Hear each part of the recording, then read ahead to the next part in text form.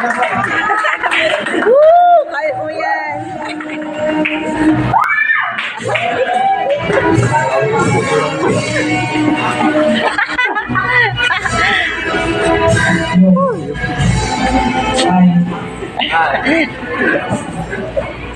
Dahil mga kaibigan. Amen! Kaya ko to. Amen!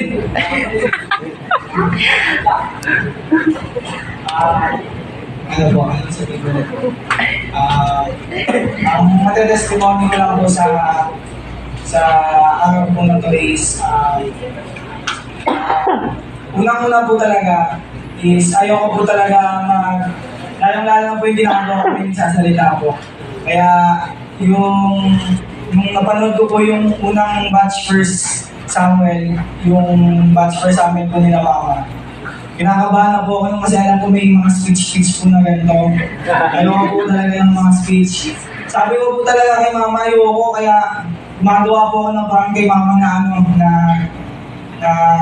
hindi matuloy yung live class ko kasi ayoko po talaga ng mga ganitong bagay.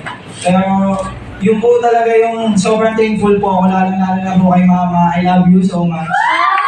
Kasi yung pala yung tama, yung pala yung direction ni God sa akin. And sobrang pasalamat ko po sa lahat ng teachers and kay Pastor po kasi ginaid niya po ako dito sa journey ko po na to. Ang natutunan ko po hindi pala sa natutunan.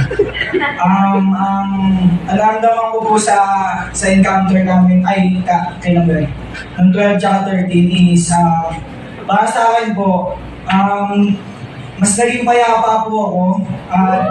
Binigyan niya po ako ng kasayahan po sa puso. Sa tingin ko po, mas nag-grow po yung spirit ko sa kanya at mas lalong naging close kay God. Yun lang po yan. May pagbabago ba nakita kay Art School? Amen! Yan, syempre, kung may pagbabago ngayon, before. Dito tayo. Yan, tingnan. Yan! O, diba? And yung after. O, diba? Lalong? Okay, thank you, Art School. Ayan, kitang-kita naman natin yung pagbabago. Alam niyo po, witness po ang mga life class teachers and guides kung paano po nagbago or